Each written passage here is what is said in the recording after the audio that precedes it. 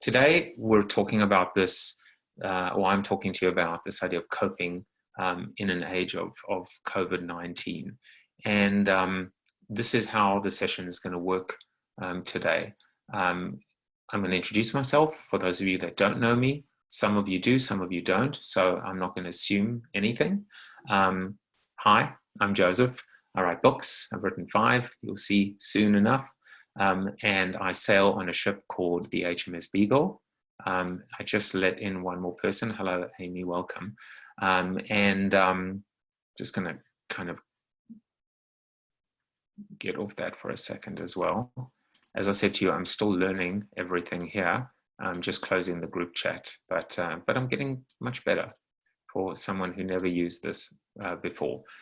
Then what I'm going to do is set the context, which is actually an article, a newsletter article that I wrote a couple of weeks before I wrote the article that I'm going to be discussing today. That actually says how we could have predicted the coronavirus, COVID-19. I will walk you through the 10 strategies, the subsequent newsletter article that I wrote, which is 10 strategies for companies coping in this current crisis. And then what we're going to do is we're going to go to a Q&A, but really just a group discussion, open, honest. You guys can text me privately if you want to. You can put it into the chat. You can actually send me a private question through the chat. So if you don't want anyone else to see your question, and then we're gonna, my colleagues, Lynn Powell and Phil McIntyre here from the HMS Beagle, and we have an offer for you. Now more than ever, these offers have no strings attached, and it really is about how can we help. And I was actually on a webinar myself that was geared at the speaking community, because you can imagine, as a public speaker, as an author, not many people are holding events at the moment that really spoke about how to add value. And one of the things that came out of it is this idea of helping is the new selling. So that's important. For those of you that don't know me, this is a little, keeping in line with the HMS Beagle and the whole idea of evolution and journeys and sailing and me being the admiral. This is a very brief and a very succinct summary of my background. Out of college from South Africa, I worked for a fast food company called Nando's. That's going to be relevant because you're going to see an example from Nando's later. I worked for a number of agencies on Madison Avenue, but I always say don't hold that against me. That's just a joke, because I know there are some folks from the agency here. And then I went out on my own, and I've subsequently started 3 companies, Crayon Evolution, and then I co-founded the HMS Beagle with Lynn Powell, former CEO of J. Walter Thompson, and then written 5 books. And it's really built to suck that I think has taken on a little bit more meaning and relevance now more than ever. I think just in terms of level setting, everybody has become an expert now, right? Everybody has become an epidemiologist. Everyone's become a crisis communication expert. I'm not coming to you today professing to be an expert in that, but I can talk to you about what I know in my little neck of the woods. I can talk to you about, this idea of the demise of the corporation and how to save it. Honestly, did I think that this would be happening in this particular way right now? No way. How could I have? And in other respects, yes, I did. This article that I wrote, still with a little bit of a sense of humor, I Corona, a little bit of, my Sharona, a little bit of I Caramba, still a little bit of, I think, a sense of irreverence, which is kind of part of my own brand. But still, I wrote an article and I actually said this. I said, we could have predicted Corona, maybe not in name, but certainly in terms of direction and change and disruption. Why? Well, this was a chart that I actually put into that newsletter article. And even though it is in somewhat, tongue-in-cheek, these are all the crises we've had to cope with. And in many of these instances, we did think it was going to be the end of the world. I mean, quite literally, the ending of the Mayan calendar and Y2K, etc. So a little bit of good news, because we overcame everything before and we will overcome this. But also this idea that says there will be something after Corona. You can, you know, that, I mean, am I telling you something you didn't already know? Absolutely not. So how do we better prepare for that? And so the only thing I would say to you as we go into this is, you know, you guys have probably been inundated with everybody putting together these webinars and seminars and expert advice and tips and, you know, etc. I am going to try and give you a different perspective, or at least open it up so that we can discuss this stuff. So I hope I'm not being repetitive, you know, but more importantly, I hope I'm giving you something original. Today we are talking about the most recent article that I wrote. And you know, the essence of this article is that companies need to take longer term proactive steps today to ensure viable, healthy, and profitable tomorrow. I mean, it's quite simple, which is we're in it right now. What do we do about it, clearly? And I'm going to address that. Also, if you aren't currently subscribing to my newsletter and you would like to, all you have to do is text the word survival to 66866. And that word is not meant to be, you know, cheeky. It is, you know, I'm going to talk to you about survival planning, and we're all in the survival business now more than ever. Okay, so let's get into it. You know, I'm going to walk you through these 10 points in the newsletter article. And I'm going to introduce the topic. I'm going to give you 1 or 2 examples. I'm going to move through it relatively quickly. And then at the end of every one will be an implication, or some kind of a so what, or what should you do about it, or at least a little bit of an insight behind it. So the first one is this idea of add value directly to your customer. There's so many examples that honestly, if you aren't aware of them, there are resources even to see, you know, in the various ad trades. I think Adweek or Ad Age, people are compiling lists right now about what companies are doing. I would take note of those lists, and I would make sure that you have those lists, because that list is an expanding database that may or may not help you directly today, but certainly may help you tomorrow. So Microsoft Teams has made itself available for the next 6 months for people that are looking for some kind of conferencing software. Look, I'm using Zoom, I'm paying Zoom. Seems like everybody else seems to be paying Zoom these days. But you know, you can look at this and say, well, is it opportunistic, and be cynical about it? But my message is, who cares? You know, at the end of the day, it may be common sense and it may be good sense, but it also may be good business sense, because the idea is, if you use Microsoft Teams for 6 months and you get all your colleagues and clients and partners on it, and you really get used to it and become a power user, are you going to stop using it in 6 months? Clearly the answer is no. I will say, by the way, I'm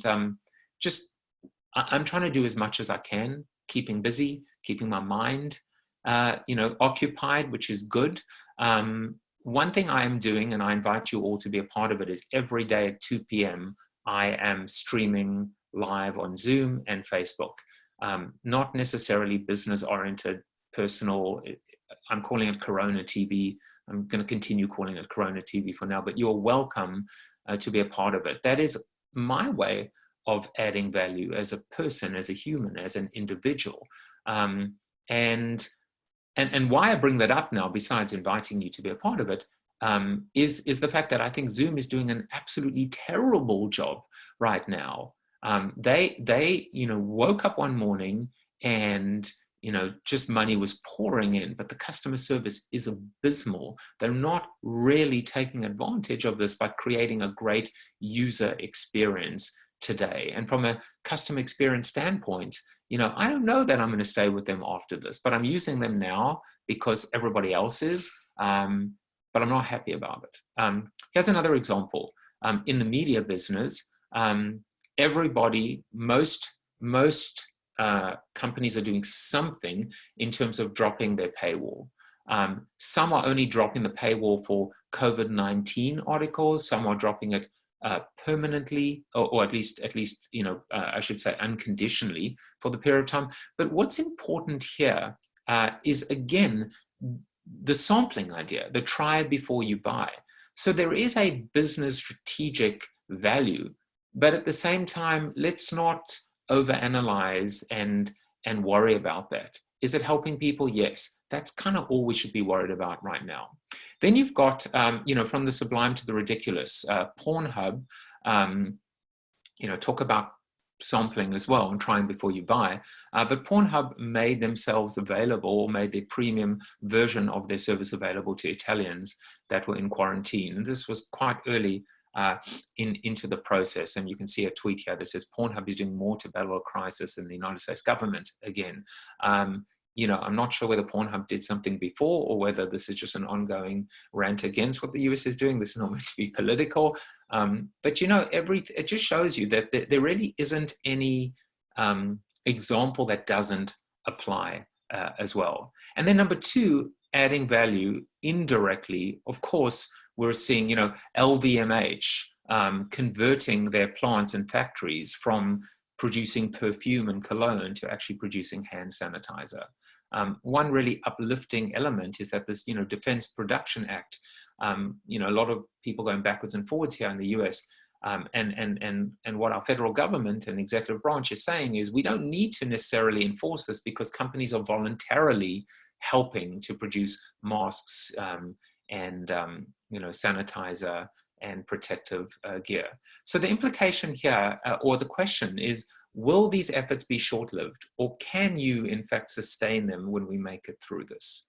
Think about the things that you can do now that actually can be sustained. So for example, a lot of conversation about education, a lot of conversation about, moving to these platforms where students and scholars are learning at home. But the question is, what if they cannot afford broadband? What if they cannot afford connectivity? So there's a real opportunity for the telcos, for the cell phone providers to actually, number one, provide unlimited data. Number two, not to throttle that data at all. If, of course, the whole network has to still move, etc. But also to think about what those implications could be for education moving forward. That maybe there's a way to actually say we're going to continue to actually be on the forefront to make sure that everybody has the access to data, has the access to the ability to learn remotely and virtually. All right, number three, customer obsession is still mission critical. Well, when wasn't it, right? For those of you that have read my book, Built to Suck, you've seen that customer obsession is one of the 4 growth pillars. And now more than ever before, we have to be obsessed with whatever customers we have or still have or want to have once again when we come out of this. So just a few examples, and these are just personal examples, things that I've seen or things that have been sent to me as well. Here you have Hilton, very early on into the process, I might add, sending this clip from one of their emails. And what you will notice is whether it's an existing reservation, a new reservation, non-cancelable, etc., they're basically saying, we'll cancel, we'll cancel, we'll cancel. Not terms and conditions and small print and all those T's and C's and legalese that unfortunately are just part of our day-to-day life all the time. On the other hand, American Airlines, now I'm not a frequent Hilton customer, I'm a Marriott customer. I was a Starwood customer, not happy about the whole Marriott thing, but whatever, but I'm dealing. But I am a very frequent flyer on American Airlines, or at least I used to be. Not as good follow-up and follow-through. No way to actually get hold of someone on American Airlines. And one of the things that most of the airlines are doing, which is not great, is not refunding all these canceled flights, but actually putting that money into a bank for future travel use. That is not going to help any of us if we don't have jobs, if we don't have revenue, if we can't pay our mortgage down, if we can't pay our car lease, if we aren't even able to put food on the table. All of these airlines should be refunding the money, period, instead of saying, well, we're just doing what everyone else is doing. In the land of the blind, the one-eyed man is king. That is not leadership. Leadership is not about saying, well, nobody else is. It sounds like one of my kids sometimes. But my brother goes to sleep at 9 o'clock, so therefore I should go to sleep at 9 o'clock. That is not leadership. And I'm not absolutely just attacking American. I just happen to see this because I am an American customer. So the implication here is unconditional means unconditional. If you're going to do something, and whatever you choose to do, make it unconditional. The more terms and conditions and the more you complicate it and the more you create all these caveats, the less authentic or the less it's going to resonate, and the less value it's going to add and benefit it's going to provide as well. And think about how you can just be more human and more simple when we come out of this. Number 4, loyalty is more important now than ever before. So going back now to Marriott, this was an excerpt from an email as well. And it was, again, early on enough to say, you know what, we've got bigger fish to fry, no doubt. You know, this is life and death. We all get that. We all know that. But some of us are a little bit obsessive compulsive about our points and our status and our free suite awards and you know, and our EVIP certificates. I like the idea of proactively communicating and saying, hey guys, we got your back. Hey guys, we're aware that you're probably thinking what will happen to my status, and we are managing that. Now again, American hasn't done that or didn't do that early on, but not just to say, hey, you know, we'll get back to you, but actually say we are proactively thinking about that because we know it's important to you. And if it's important to you, it's important to us. So the implication here is from consumer to prosumer. Be proactive. Show your most loyal customers you have their backs now, tomorrow, and forever. Point number 5, don't forget about your employees. I mean, again, it's an obvious statement, but talent resurrection is one of those 4 pillars as well in the growth pillars in Built to Suck as well. Don't just obsess on your customer and then go out there and furlough and cut all your staff as well. So 2 points here that I want to share with you. One is, you know, the Marriott thing, right? Which is, it's great that you're looking after your customer, but you're also, you know, whacking your employees in the process. It just seems like an inconsistent or a bit of a contradictory message. There was also an article in the Harvard Business Review, and I will send afterwards to all of you links to, you know, various things that I've mentioned or discussed as well, that actually says the coronavirus crisis doesn't have to lead to layoffs. So we've seen also a very different approach in the UK in terms of the government actually, you know, endeavoring to cover 80% of wages of certain employees as well. Don't bite the hand that feeds you. You know, at the end of the day, your customers may be around and still sticking with you and saying, all right, let's get back to business as usual. But what if you can't serve them? So I was on a podcast on Sunday night, which again, I'll send the link to you. And one of the panelists actually said, you think customer service is bad now? Wait until the end of this, because it is just going to be so awful and there's going to be so much of a lag. Well, there's a clear implication that actually says you can't provide that superior customer experience or customer obsession if you don't actually have anybody to do the job for you. But, you know, the flip side or the corollary is that employees need to compromise as well.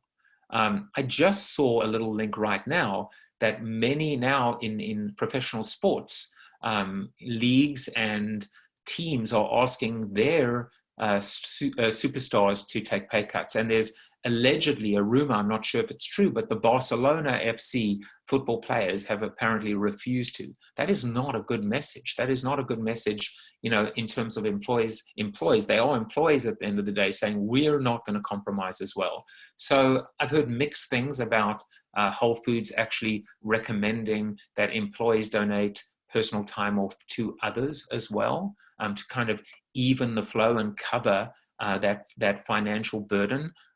But it is important that employees come to the table as well. And there are many implications with respect to unions, so on and so forth.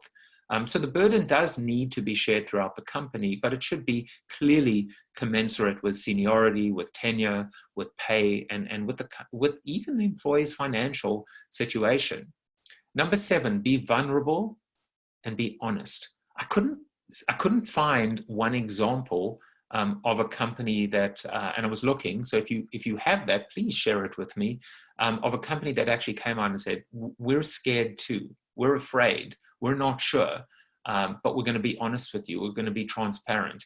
We're going to give you at all times all the information that we have at our disposal and not hold out or hold back as well. I did want to actually, I did find this quote from Warren Buffett, which I thought was kind of interesting, right? Only when the tide goes out, you discover who's been swimming naked, which of course, you know, there's a great clip going around on WhatsApp about, I don't know if it's a company or a family getting together, and one person is completely, you know, stark naked, like the day that he was born. It's hysterical. We do need to smile. If you want me to send you that clip, I'd be happy to as well. But this is a really interesting opportunity to determine which emperors have no clothes. And at the end of the day, you know, who is going to be vulnerable? Who is, in fact, in this case, going to be naked and say, hey, we're all naked together, and we'll get through it together.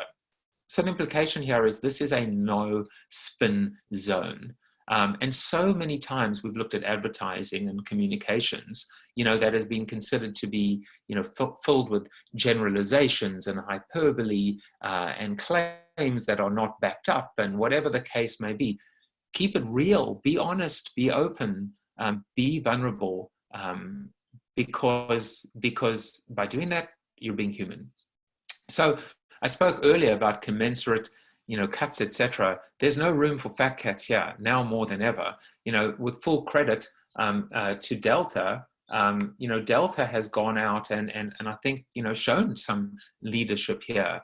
All Delta officers taking a 50% pay cut, with directors and managing directors taking a 25% pay cut. Their CEO cutting his own salary by 100% for the next 6 months, and their board of directors foregoing their compensation over the next 6 months as well. Look, we can look at that and we can say, that's too much, that's too little, you know, it should be more, but it is a start, and it is, you know, leadership implies leading by example as well. And we need to see more of that, no doubt. Leadership starts at the top, as I mentioned. Number 9, remember the recession. There are a number of data points. I've provided a link in my newsletter article. So many studies, so much research that demonstrates that companies that advertise through and in a recession almost always benefit from doing so. So this is, you know, number 9 is just about not cutting spend, or being able to divert or reallocate that spend, potentially to change the messaging, but to remember that in a way we've got to keep everything going. I, you know, am between two minds about when I look at some like awful local car dealership ads from Portchester and New Rochelle. You know, how low can you go, limboing underneath the bar. It's so bad, but it just makes me smile. It makes me smile that it's still there. It also makes me smile because, of course, New Rochelle has been one of the hotbeds for the spread of corona as well. And so on some levels, I see the messaging not change. And it actually makes me feel like life is okay, like things are operating normally.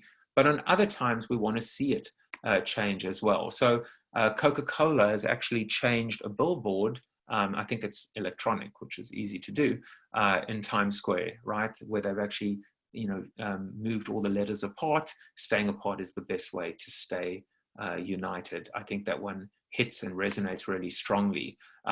A lot of the car manufacturers have done so as well. This is, you know, Cadillac's website, but they've also created messaging as well. We have your back. We're all in this together, right? The hashtag, the official hashtag of this virus is wait. We're all in this together. Now, as I found this little screenshot for you, I saw the little chat now in the bottom. And so, you know, I decided to just kind of, you know, experiment and click along. So first of all, I went and I put in my name and I said, you know, I can't pay my lease. And what I realized is that it was a chatbot straight away. So it said, please select one of the following options above, right? So then I said, again, I can't pay my lease.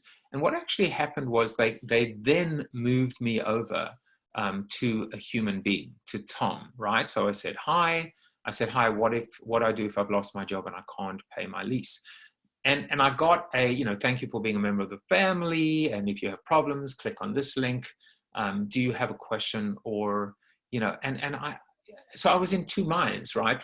But there's an implication for you guys, which is right now, if you have a chat, option, is it a bot or is it a human being? And if it's a human being, are they empowered to actually empathize with their customer and not just give them the FAQs and give them the cut and pastes, according to a script and a lead? So I'm kind of like, I'm giving a thumbs up and a thumbs down, or maybe the jury's out with respect to how they are in fact engaging and interacting with their customers. As of this morning, AB InBev is diverting their sports and entertainment spending to coronavirus ad, and they've released an ad as well. And again, you can look at it cynically and say, well, like, why are they advertising? But two, the fact that they're changing the messaging. And I think if you are able to change the messaging, you might want to, you might think about it, maybe you should. Or what if you donate that space, that time, that place to messaging about alone together and staying at home? This is the actual ad. I'm not sure if it's going to work, but I'm going to play it for you. Let's see if it does work. You can always put in the chat if it's working or not, but let's play it for you.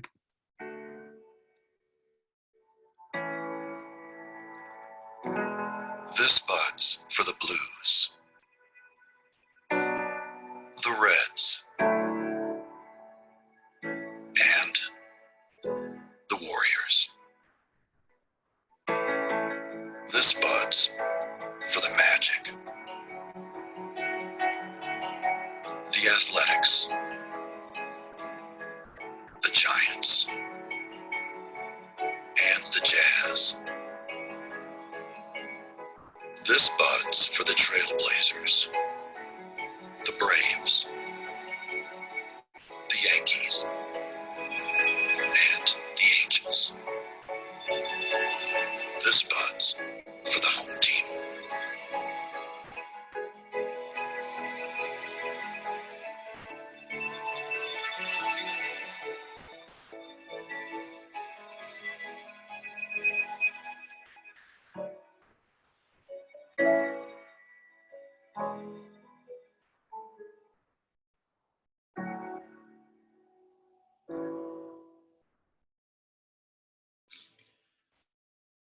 It's pretty hard not to react to that with just deep emotion and not be affected and not being endeared to that messaging. And you know what? I will go and buy myself a Budweiser or a Bud Light afterwards.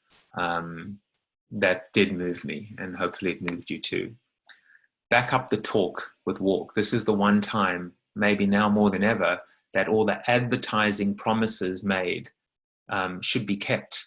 And all their expectations can be managed in the sense that we under promise and over deliver each and every time. And finally, we needed to go from something serious to something slightly lighthearted. Humor works until it doesn't, right?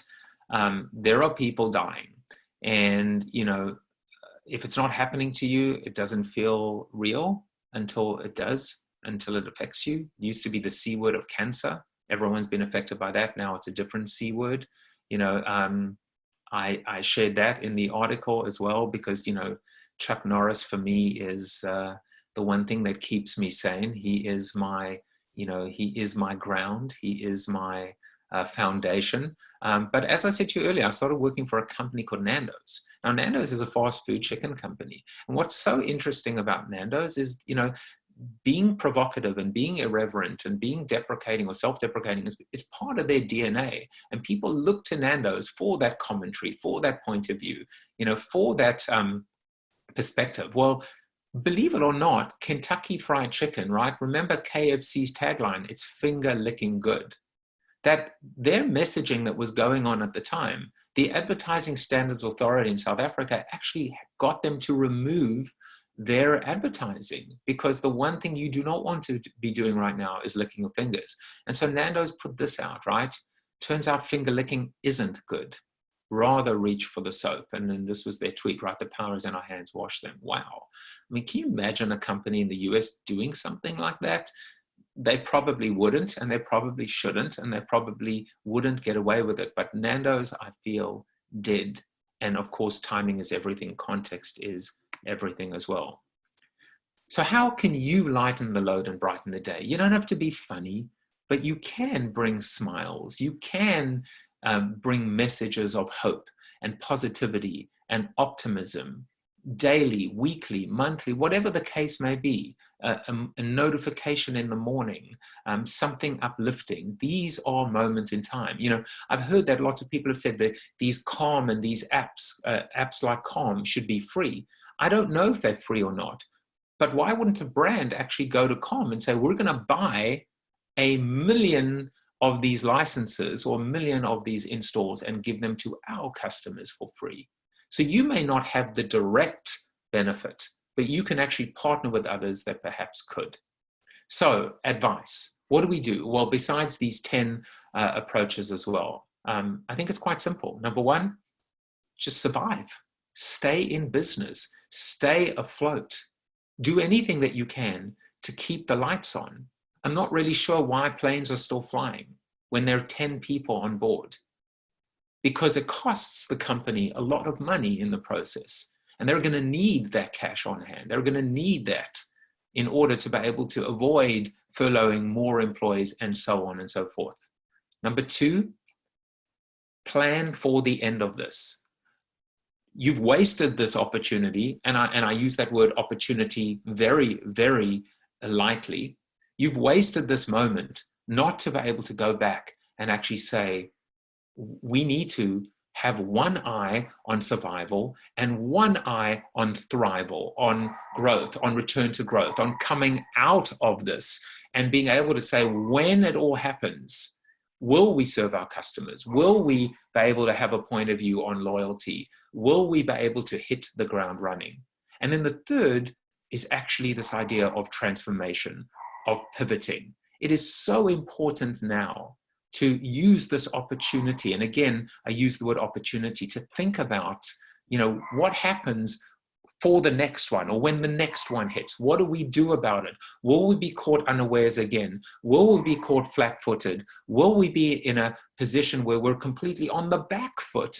Or can we in fact get ahead of this? And maybe it's a new revenue stream, and maybe it's a new business model, and maybe it's a secondary business model or revenue stream that can even compete with the first one, and maybe that's a good thing as well. So at my company, at the HMS Beagle, and certainly you've seen this in Built to Suck, we actually developed a canvas that actually helps you think about your business and think about how to actually embrace your heresy, face your fears, be prepared to put yourself out of business. I developed one for corporations and one for startups as well. And it's something that you can fill out, and you know, I'll talk about that at the end as well, that what we want to do at the HMS Beagle is we actually want to take our bandwidth and our skill set and actually work on a different company every week and help them fill out their own canvas and help them, you know, provide that point of view, that survival planning point of view. The heresy, the mutiny, the fear, it allows you to really stretch yourself and push yourself out of your comfort zone and think about the extreme scenario. And if maybe you can even hit that extreme.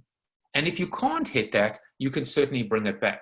So I was on that same podcast that I was talking about, and I said, okay, you want advice? Here's the advice. Number one, every single executive takes home 0 pay. And 0 bonus, certainly if not the pay, 0 bonus, and 0 obligations for customers to pay their subscriptions, to pay their leases, you know, an amnesty, a moratorium, certainly 0 financing penalties or surcharges. This is an opportunity to cut those to 0. And finally, a very biblical-like 10% donation of profits, of cash on hand, of whatever you have to charities, to food banks, to employee protection. 10%, right? That is mandated, as I said, biblically. Can you imagine a company doing all of that? and without an end date, being able to say, this is the line in the sand, this is the stake in the ground as well. That to me is bold, and it's daring, and it's a company that says, desperate times call for desperate means, and we are in this to win this, not just for ourselves, but for everyone else. By doing this sometimes and thinking about, life, and thinking about life after, and thinking about phase 2, and thinking about when the sun finally rises, what might happen? Well, you might end up with more than one horse in the race. And guess what? If you end up with more than one horse in the race, your chances of winning it are exponentially higher. A new business, as I said, a new business model, a new revenue stream. So that's one of the things that hopefully can come out of it. Now, I'm going to